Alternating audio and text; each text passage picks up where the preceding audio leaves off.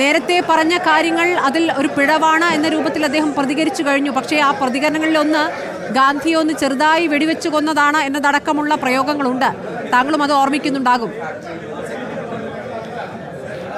അല്ലല്ല, അതെല്ലാം അദ്ദേഹം പറഞ്ഞല്ലോ.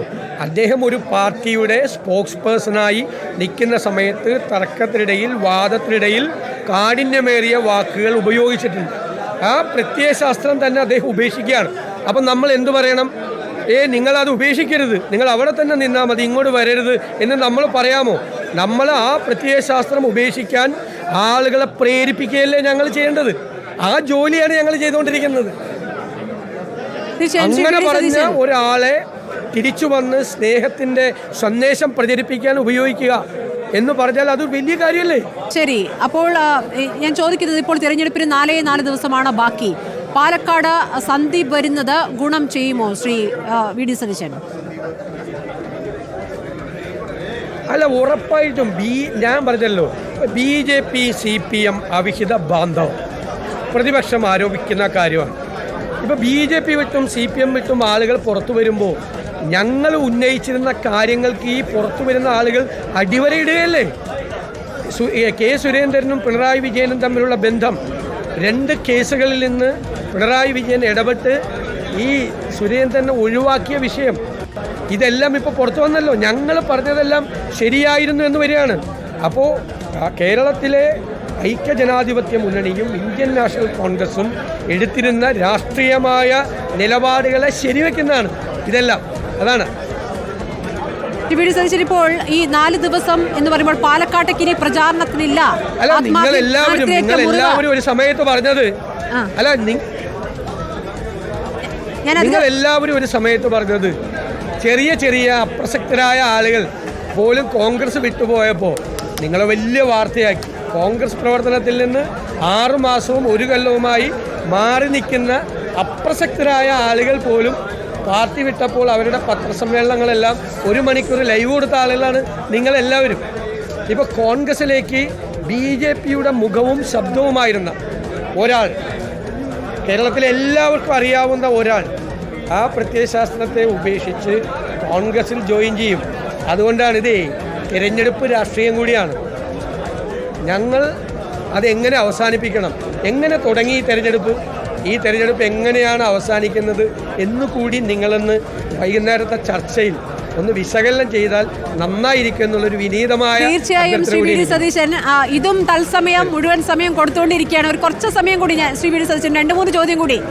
അപ്പോൾ ഇനി പാലക്കാട് രാഹുൽ മാങ്കൂട്ടത്തിന് വേണ്ടി പ്രചാരണത്തിനിറങ്ങുകയാണ് സന്ദീപ് വാര്യർ ഈ നിമിഷം മുതൽ, അല്ലേ?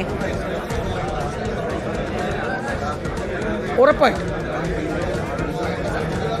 എനിക്കറിയേണ്ടത് ശ്രീ വി ഡി സതീശൻ, ഈ സന്ദീപ് വാര്യർക്ക് ഈ ഒറ്റപ്പാലം, ഷൊർണൂർ, തൃത്താല മേഖലകളിലൊക്കെ നല്ല ബന്ധങ്ങളുണ്ട്. കോൺഗ്രസിനെ സംബന്ധിച്ച് അവിടെ ആ തരത്തിലൊരു ലീഡർഷിപ്പിന്റെ കുറവുണ്ട്. അപ്പോൾ അത് നികത്താൻ സന്ദീപിനെ കൊണ്ടാകും എന്നാണോ മനസ്സിലാക്കേണ്ടത്, ഒറ്റപ്പാലം, ഷൊർണൂർ മേഖലകളിലൊക്കെ?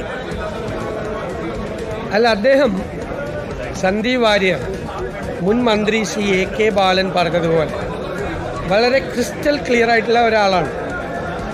അദ്ദേഹം നല്ല പൊട്ടൻഷ്യലുള്ള ഒരാളാണ്. അതൊരു നന്മയ്ക്ക് വേണ്ടി, നല്ല കാര്യത്തിന് വേണ്ടി, നല്ല സന്ദേശം പ്രചരിപ്പിക്കാൻ ഞങ്ങൾ അദ്ദേഹത്തെ ഏറ്റവും കൂടുതൽ അവസരങ്ങൾ കൊടുക്കും. ഒരു സംശയം വേണ്ട. അദ്ദേഹത്തെ മാറ്റി നിർത്തില്ല, അദ്ദേഹത്തെ പുറകിലേക്ക് നിർത്തില്ല, മുമ്പിൽ നിർത്തി അദ്ദേഹം ഞങ്ങൾ ഉയർത്തിക്കൊണ്ടിരിക്കുന്ന ഈ സന്ദേശം നല്ല രീതിയിൽ പ്രചരിപ്പിക്കാൻ ഞങ്ങൾ ശ്രമിക്കും. തീർച്ചയായിട്ടും ഞങ്ങൾ പറഞ്ഞതിന് ഞാൻ അത് ശരിയാണെന്ന് ഞാൻ സമ്മതിക്കുന്നു. മറ്റൊരു കാര്യം കൂടി, ഈ മുസ്ലിം ന്യൂനപക്ഷങ്ങൾക്കിടയിലും സന്ദീപിന് നല്ല വ്യക്തിപരമായ ബന്ധമുണ്ട്. ഈ തെരഞ്ഞെടുപ്പിൽ ആ തരത്തിലും സന്ദീപിനെ ഉപയോഗിക്കാനാകും എന്നത് ഒരു പ്രതീക്ഷയാണ്, അല്ലേ? ഉറപ്പായിട്ടും അദ്ദേഹം എടുത്തിരിക്കുന്ന ഈ ഒരു നിലപാടിലൊരു രാഷ്ട്രീയമുണ്ടല്ലോ, ആ നിലപാടിൻ്റെ രാഷ്ട്രീയത്തെ കേരളത്തിലെ മതേതര കേരളമാണെന്ന് വിശ്വസിക്കുന്ന ആളുകളാണ് ഞങ്ങളെല്ലാവരും. ആ മതേതര കേരളത്തിൽ അദ്ദേഹം എടുത്തിരിക്കുന്ന ഈ ഒരു നിലപാട് പ്രോഗ്രസീവായിട്ടുള്ള പുരോഗമന കേരളമാണിത്. അവർ സ്വാഗതം ചെയ്യും, എല്ലാ വിഭാഗം ജനങ്ങളും. ശ്രീ വി ഡി സതീശൻ, ഓരോരുത്തർക്കും ഓരോ ശൈലിയുണ്ട്. അങ്ങനെ സന്ദീപ് വാര്യർക്ക് ഒരു ശൈലി ഉണ്ടായിരുന്നു, ചർച്ചകളിലെ സ്ഥിരം സാന്നിധ്യമായിരുന്നു. പക്ഷേ ഭാഷയുടെ സാധ്യതകൾ താൻ ഉപയോഗിക്കുകയായിരുന്നു BJPക്ക് വേണ്ടി എന്ന് പറയുമ്പോൾ ആ സാധ്യതകൾ അതിര് കടക്കുന്നതായിരുന്നു. അവതാരകരെ അടക്കം അപമാനിക്കുന്ന തരം പ്രയോഗങ്ങളൊക്കെ നടത്തിയിട്ടുണ്ട്. കോൺഗ്രസിന്റെ ഒരു പ്രതിനിധിയായി ചർച്ചകളിൽ ഇനി വരുമ്പോൾ സന്ദീപിൽ നിന്നും അതുണ്ടാകില്ല എന്ന് ഉറപ്പിക്കാനാകുമോ? അല്ല, കോൺഗ്രസിൻ്റെതായ ഒരു രീതിയും ശൈലിയൊക്കെ ഉണ്ടല്ലോ. ഇപ്പോൾ നിങ്ങൾ പിണറായി വിജയനോട് ഇപ്പം ഇത്രയും ചോദ്യം എന്നോട് ചോദിച്ചു. ഇതുപോലെ പിണറായി വിജയനോട് നിങ്ങൾക്ക് ചോദിക്കാൻ പറ്റുമോ? ഇതുപോലെ ഇരുന്ന് തരുമോ? അദ്ദേഹം പാർട്ടി സെക്രട്ടറി ആയിരുന്നപ്പോൾ ഇരുന്ന് തരുമോ? മുഖ്യമന്ത്രിയായപ്പോൾ ഇരുന്ന് തരുമോ? അപ്പോൾ CPM-ഉം കോൺഗ്രസുമായിട്ടൊരു വ്യത്യാസമുണ്ട്, BJP-യും കോൺഗ്രസുമായിട്ടൊരു വ്യത്യാസമുണ്ട്. നമ്മളെ എത്ര മുനവച്ച ചോദ്യങ്ങൾ എന്നോട് ചോദിച്ചിട്ടും ഞാനൊരു ദേഷ്യം പോലും കാണിച്ചില്ലല്ലോ. അപ്പോൾ കോൺഗ്രസിൻ്റെ ശൈലിയിലേക്ക് സന്ദീപ് വാര്യരും മാറും. സംശയം എന്താ? എനിക്ക് ആ ചോദ്യത്തിൻ്റെ അർത്ഥം മനസ്സിലായി. ശ്രീ വി ഡി സതീശൻ, ഒറ്റ ചോദ്യം കൂടി. സ്ഥാനമാനങ്ങൾ ആഗ്രഹിക്കാതെ വന്നിരിക്കുന്നു എന്നുള്ളത് ഈ വരവിന് അത് വേണ്ടത് കൊണ്ടായിരിക്കാം ഒരു പക്ഷേ. സന്ദീപിനെ സംബന്ധിച്ച് സ്ഥാനമാനങ്ങൾ പ്രധാനമാണ്. BJP-യിലും അത് അദ്ദേഹം ആഗ്രഹിച്ചിരുന്നു, സ്ഥാനാർത്ഥിത്വം അടക്കം ആഗ്രഹിച്ചിരുന്നു എന്നുള്ള കാര്യം വ്യക്തമാണ്. അപ്പോൾ ഇനി അങ്ങോട്ടുള്ള രാഷ്ട്രീയത്തിൽ കോൺഗ്രസിലും ഒരു പ്രധാനപ്പെട്ട സ്ഥാനം സന്ദീപ് ആഗ്രഹിക്കുമെന്നുള്ള കാര്യം വ്യക്തമാണ്. അപ്പോൾ അതെങ്ങനെയാണ് നിങ്ങൾ അക്കോമഡേറ്റ് ചെയ്യുക? ഞങ്ങൾ അദ്ദേഹത്തെ പുറകിൽ നിർത്തില്ല. പുറകിലല്ല അദ്ദേഹത്തിൻ്റെ സ്ഥാനം. അദ്ദേഹത്തിന് ഞങ്ങൾ പുറകിൽ നിർത്തില്ല. അദ്ദേഹത്തെ ഞങ്ങൾ കോൺഗ്രസിൻ്റെ മുന്നിൽ നിർത്തും. ഒരു തന്ത്രമായിരുന്നു അല്ലേ CPM-നെ കൊണ്ട് സന്ദീപ് വാര്യരെ കുറിച്ച് നല്ലത് പറയിക്കുക, അതിനുശേഷം കോൺഗ്രസിലേക്ക് എടുക്കുക? അപ്പൊ പിന്നെ ഇനിയൊന്നും പറയാനുണ്ടാവില്ലല്ലോ.